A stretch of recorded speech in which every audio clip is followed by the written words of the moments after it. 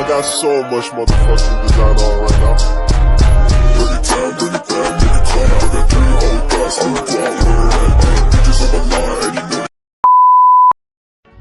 Baik, bismillahirrahmanirrahim. Assalamualaikum warahmatullahi wabarakatuh. Perkenalkan, saya Puji Ayu Asara dari kelas BKC Angkatan 2020. Nah, di sini saya akan memaparkan hasil resume artikel saya dengan judul Studi Kode Etik Konseling Multikultural. Nah, konseling multikultural adalah hubungan konseling yang merespon budaya yang memiliki latar belakang yang berbeda antara konselor dan juga konseli. Layanan bimbingan dan konseling multikultural biasanya dilandaskan semangat Bhinneka Tunggal Ika yang berbasis kesamaan atas keragaman dan pada nilai-nilai yang terdapat pada budaya bangsa Indonesia yang nyata dalam mewujudkan kehidupan yang harmoni dan juga dalam kondisi pluralistik. Nah, konseli lintas budaya merupakan hubungan yang dibangun antara konselor dan konseli. Namun, yang membedakan dengan konseling pada umumnya adalah budaya yang melatar belakangi keduanya. Perbedaan budaya menuntut keterampilan konselor untuk lebih memperhatikan sikap dan perilakunya dikarenakan bukan hanya bagaimana permasalahan konseli tersebut terentaskan, namun juga bagaimana konseli dapat menerima konselor dengan baik. Yang pertama, landasan sosial budaya bimbingan dan konseling.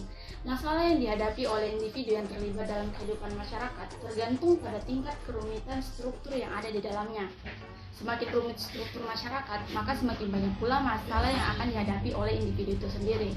Selain itu, dalam lingkup sosial, terutama sosial multikultural, individu akan berkumpul dengan berbagai kalangan yang berbeda-beda latar belakangnya, seperti misalnya berbeda agama, etnis, keadaan sosial, adat istiadat, dan juga ekonomi. Nah, hal semacam ini dapat menimbulkan bertumpuknya masalah yang akan dihadapi oleh individu.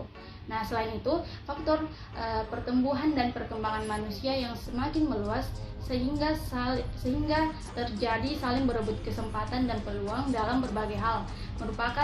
Itu juga merupakan masalah yang perlu ditangani oleh para konselor.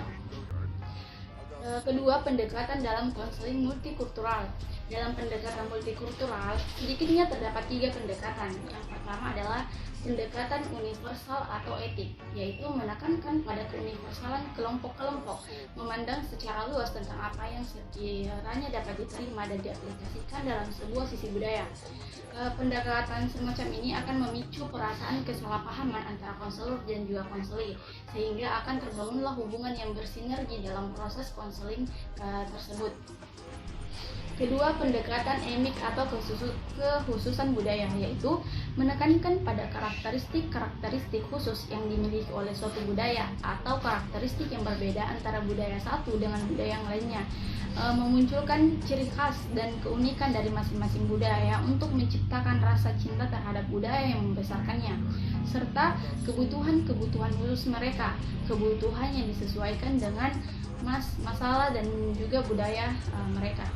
Ketiga, pendekatan inklusif atau transkultural, yaitu menekankan bahwa keterlibatan dalam konseling merupakan proses aktif dan saling membalas satu sama lain, yaitu antara konselor dan juga konseling.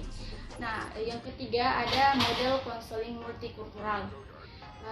Yang pertama dalam model konseling multikultural adalah model berpusat pada budaya. Nah, dalam model ini lebih ditekankan pada pemahaman terhadap nilai-nilai budaya yang telah menjadi keyakinan dan menjadi pola perilaku individu.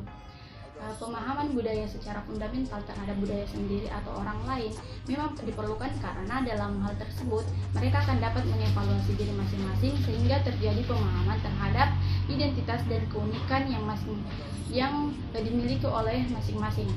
Yang model kedua ada model integratif. Nah, model ini menekankan pada cara mengakses nilai-nilai budaya tradisional yang dimiliki individu dari berbagai variabel, di antaranya seperti reaksi tekanan rasial atau tekanan terhadap budayanya, kemudian pengaruh budaya mayoritas, pengaruh budaya tradisional, serta pengalaman dan anugerah atas individu dan keluarga. Nah, model selanjutnya ada model etnomedikal.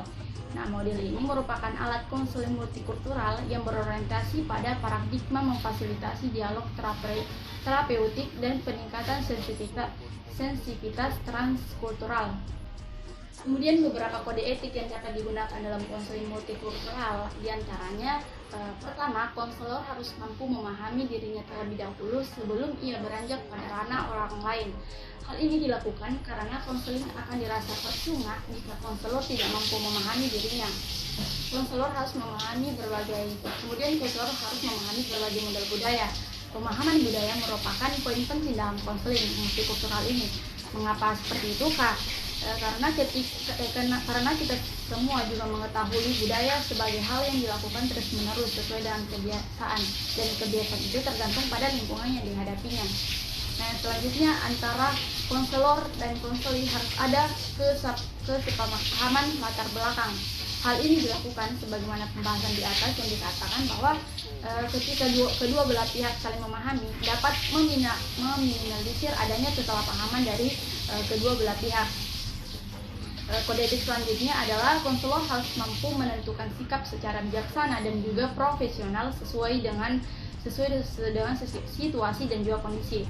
Seperti contohnya ketika konselor dihadapkan oleh konseli di lawan jenis yang memiliki latar belakang budaya muslim secara kental, akan mempertimbangkan antara hal itu dapat membuat konselor dapat mempertimbangkan antara kebutuhan konseli dengan latar belakang dari konseli tersebut.